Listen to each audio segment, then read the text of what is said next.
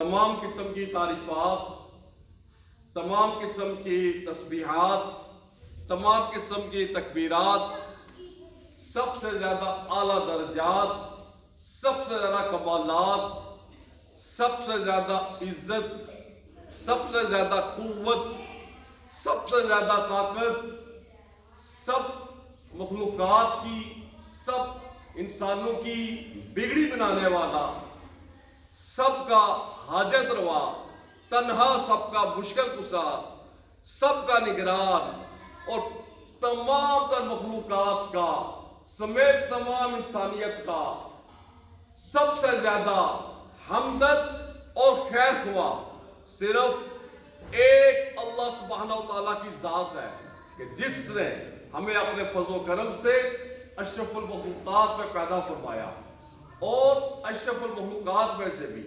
اس گروہ میں پیدا فرمایا جو امت محمدیہ صلی اللہ علیہ وآلہ وسلم یا امت مسلمہ کہلاتا ہے۔ الحمدللہ لاکھوں کروڑوں اربوں خربوں بے حد و حساب بے شمار درود و سلام آقا نامدار مدنی تاجدار سرکار دو عالم عرب و عجم صلی اللہ علیہ وآلہ وسلم کی مبارک ذات پر کہ جن کے وسیلے سے ہم سب تک، ہمارے بزرگوں تک اور تمام دنیا تک اللہ تعالیٰ کے دین اسلام کا پیغام پہنچا اور ہم سب کو اور ہمارے بزرگوں کو اور ہماری نسلوں کو اللہ تعالیٰ نے اسلام کی دولت سے مالا مال فرمایا۔ الحمدللہ ہم اللہ تعالیٰ کا اس فضل و کرم پر جتنا بھی شکر ادا کرے اتنا کم ہے۔ حقیقت یہ ہے کہ اللہ تعالیٰ سے دعا مانگتے رہنا چاہیے کہ اللہ تعالیٰ ہمیں زیادہ سے زیادہ اپنے اس فضل و کرم پر شکر بجا لانے کی، شکر ادا کرنے کی توفیق عطا فرمائے۔ بزرگوں، دوستوں، بھائیوں اور اللہ اس کے محبوب رسول کے شہدائیوں، آج انشاءاللہ تعالیٰ اللہ کی توفیق سے اور اس کے فضل و کرم سے ہم عید الاضحیٰ کی مناسبت سے قربانی کا جو معاملات ہیں، قربانی کی جو اہمیت ہے، قربانی کی جو فضیلت ہے اور اس سے متعلق چند جو مسائل ہیں وہ انشاءاللہ تعالیٰ آپ کی خدمت میں پیش کریں گے، کیونکہ قربانی دین اسلام کے اندر بہت زیادہ اہمیت کی حامل ہے۔ لہذا جو ایشو بھی موقع کی مناسبت سے بہت زیادہ اہمیت کا حامل ہو تو اس کی فضیلت اور اس کے مسائل سے بھی ہم سب کو آگاہ ہونا چاہیے، لیکن اس کو بیان کرنے سے پہلے صرف ایک دو منٹ کے لیے میں اپنے پچھلے جمعے کے جو خطبات ہیں جو قیامت کے موضوع پر ہیں ان کے حوالے سے ایک دو وضاحتیں پیش کرنا چاہتا ہوں، تو پھر اس کے بعد انشاءاللہ تعالی ہم اپنے اصل موضوع کو تفصیل کے ساتھ انشاءاللہ تعالی بیان کریں گے۔ تو دوستوں بھائیوں، تو قیامت کے متعلق ہم نے جتنے بھی واقعات قرآن و حدیث سے، صحیح الاسناد حدیث کی روشنی سے ہم تک ہمیں ملے وہ ہم نے آپ تک الحمدللہ منوان اسی مفہوم کے ساتھ بیان کر دیے۔ ان واقعات میں جو ترتیب بیان ہوئی ہے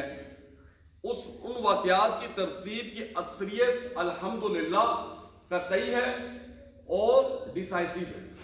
لیکن چند ایک واقعات ایسے ہو سکتے ہیں بعد میں آنے والے کہ جن کی ترتیب امید ہے کہ ویسی ہو سکتی ہے اور یہ بھی امکان ہے کہ اللہ تعالیٰ اس کی ترتیب کچھ اور بنا دے۔ بہرحال ترتیب زیادہ تر وہی ہوگی جیسے کہ ہم نے بیان کی ہے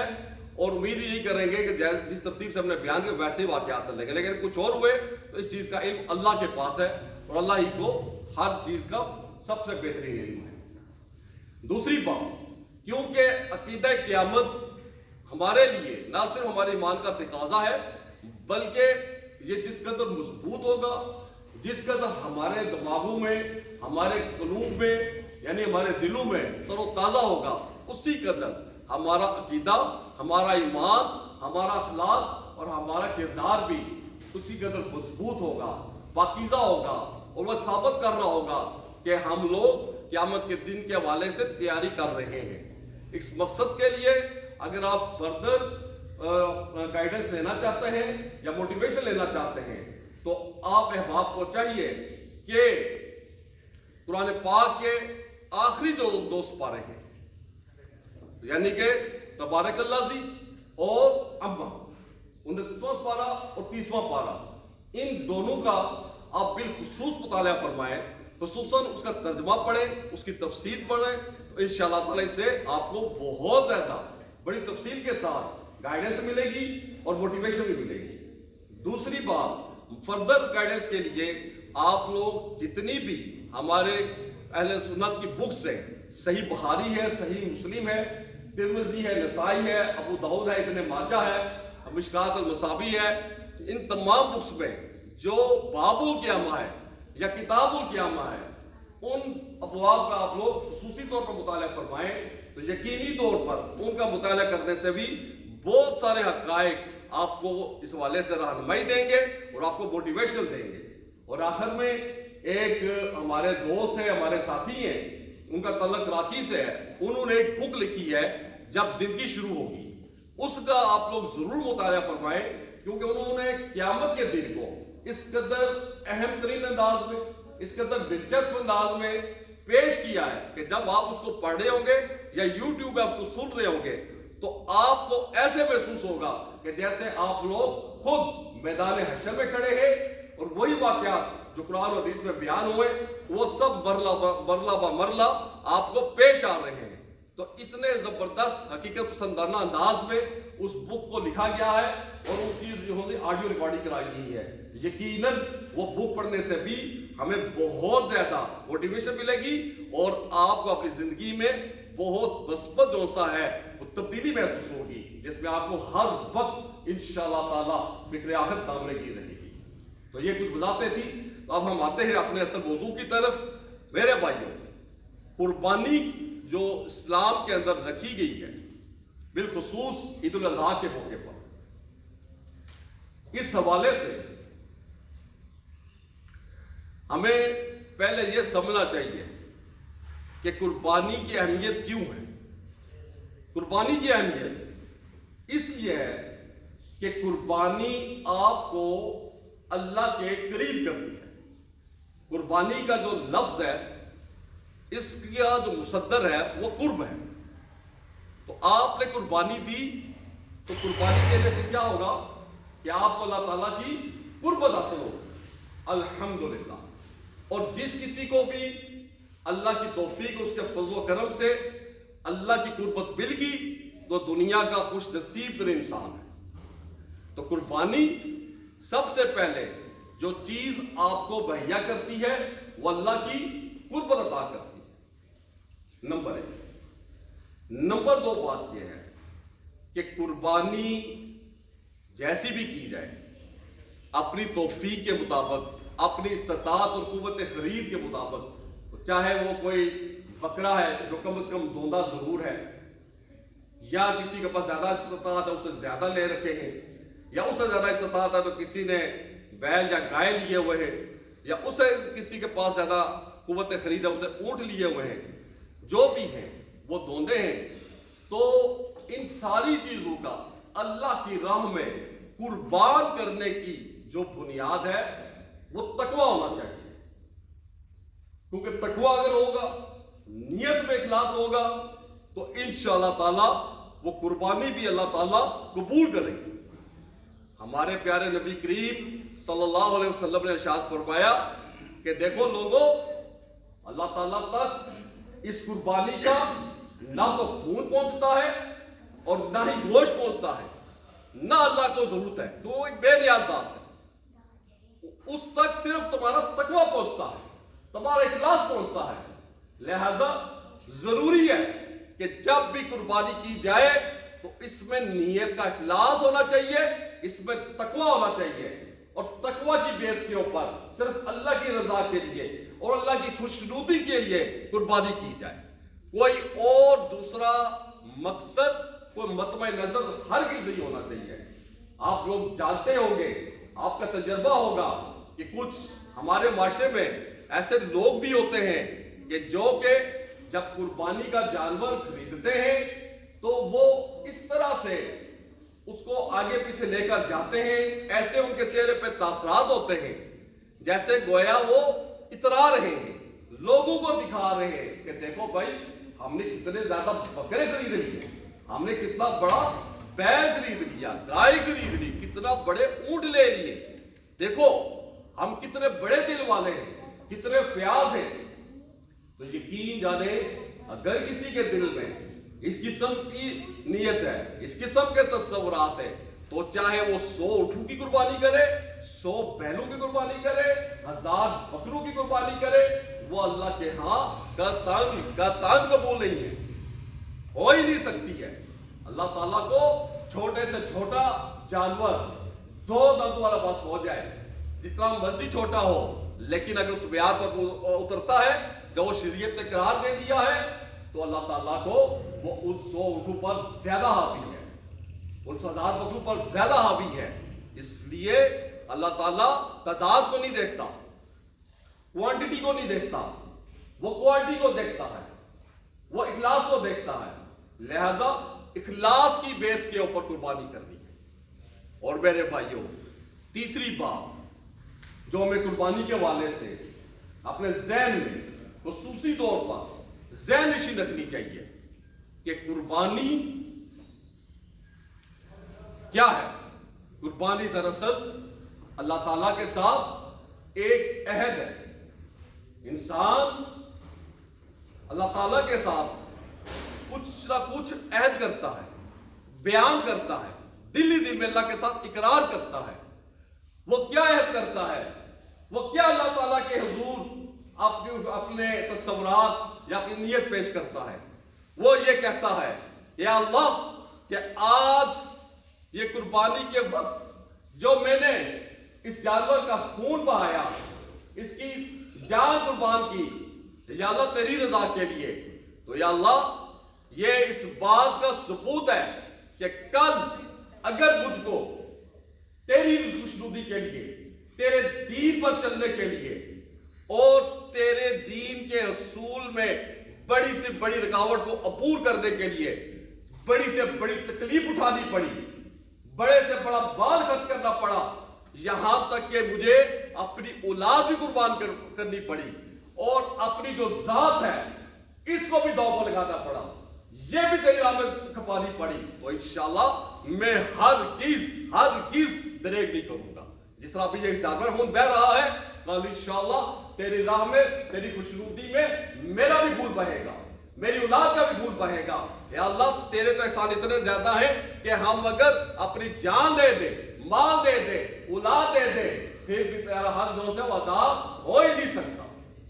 तो इंसान अल्लाह ताला के साथ ये अहद करता है, और जब ये अहद पूरे इखलास के साथ इंसान ने कर लिया होता है, तो फिर उसके नतीजे में उसकी कुर्बानियां भी कबूल होती हैं, उसके अमाल भी कबूल होते हैं, और उसको दर्जाल की और उरूज की वो बुलंदियां हासिल होती हैं जो हकीकत में अल्लाह ताला को मंजूर है, जो अल्लाह ताला के मतबे नजर है, जो हुजूर सल्लल्लाहु अलैहि वसल्लम अपने उम्मतियों में देखना चाहते हैं।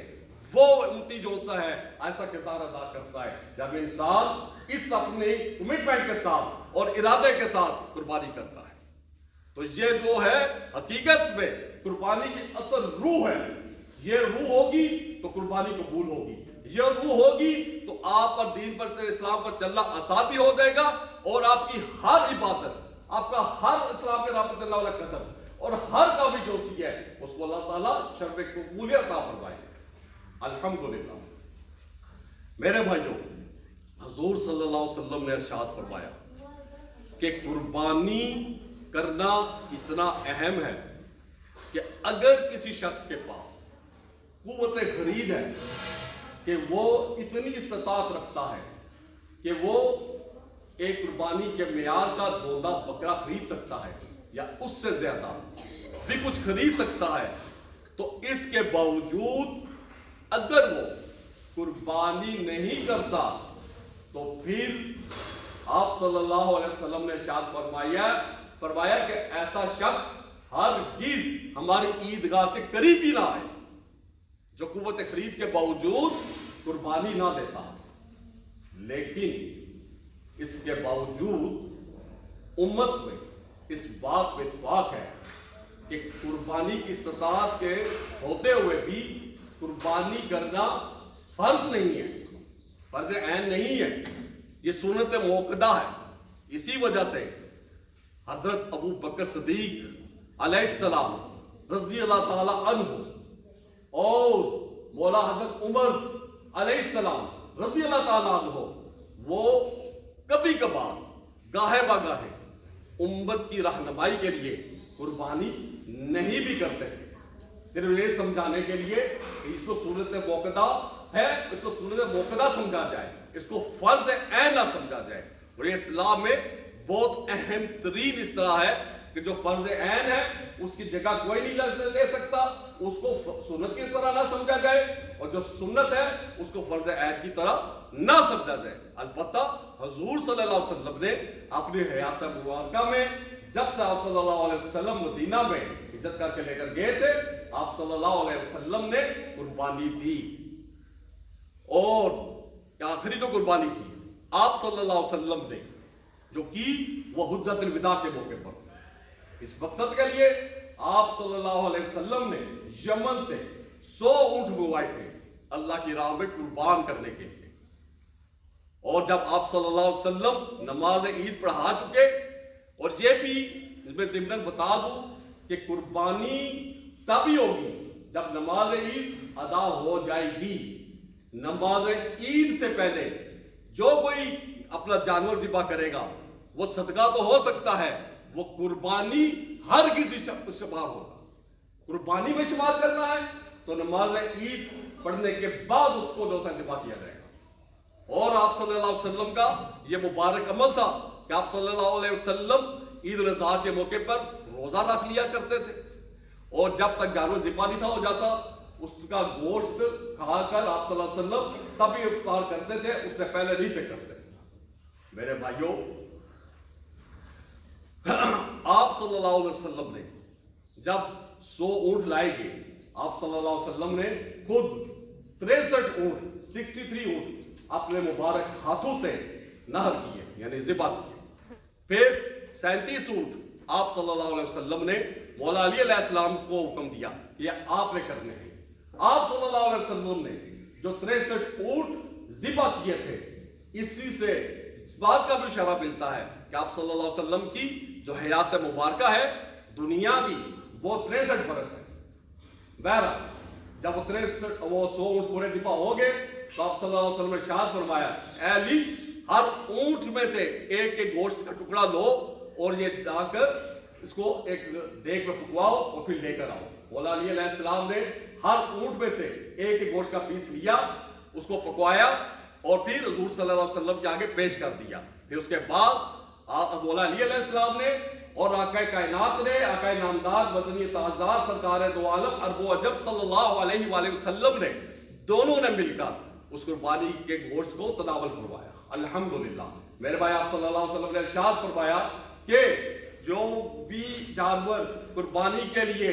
رکھا جائے گا، خریدا جائے گا، وہ کمزور نہیں ہونا چاہیے، وہ لاغر نہیں ہونا چاہیے کہ کھڑا نہ ہو سکے، چل نہ ہو سکے، اس کی قربانی نہیں ہوگی۔ آپ صلی اللہ علیہ وسلم نے ارشاد فرمایا کہ جو جانور بینگا ہوتا ہے یعنی کانا ہوتا ہے وہ بھی قربانی کے لیے ممنوع ہے۔ آپ صلی اللہ علیہ وسلم نے ارشاد فرمایا جو لنگڑا ہو جائے اس کی بھی قربانی ہرگز نہیں لگے گی۔ پھر آپ صلی اللہ علیہ وسلم نے یہ ارشاد بھی فرمایا کہ جو جانور پاگل ہو چکا ہو تو اس کی قربانی بھی نہیں لگے گی۔ یہ 4 اصول آپ نے یاد رکھنے ہیں کہ پہلے وہ پاگل نہ ہو، وہ بینگا نہ ہو، وہ لنگڑا نہ ہو، وہ کمزور نہ ہو، اور وہ دوندا ہونا چاہیے، جو میں نے پہلے بھی عرض کر دیا۔ اس سلسلے میں آپ کو پتا ہوگا کہ جو بکرا ہوتا ہے 1.5 سے 2 سال میں دوندا ہو جاتا ہے، گائے 2.5 سے 3 سال میں دوندی ہو جاتی ہے، اور اونٹ جو ہوتا ہے 5 سالوں میں دوندا ہو جاتا ہے۔ جب وہ ہو چکے ہو تو قربانی کے اہل ہو چکا ہوتا ہے۔ تو یہ تھے کچھ قربانی کی اہمیت اور اس کے مسائل۔ تو اس کی اصل روح یہی ہے کہ ہم لوگوں نے جب قربانی دینی ہوگی تو اس وقت عاجزی اور تقوی اور اخلاص ہمارے دلوں میں ہونا چاہیے۔ اسی کے بیس پر اللہ تعالیٰ ہماری قربانی کو قبول کرے گا۔ اللہ سے دعا ہے اللہ تعالیٰ ہم کو عید الاضحیٰ کی قربانی اور زندگی میں آنے والے جتنے بھی مسائل ہیں ہر چیز میں اخلاص عطا فرمائے. ہمیں اللہ تعالیٰ تقویٰ عطا فرمائے اور ہمارا ہر عمل جو سا ہے اخلاص و تقویٰ کی بنیاد پر ہو. وآخر دعوانا ان الحمد للہ رب العالمین.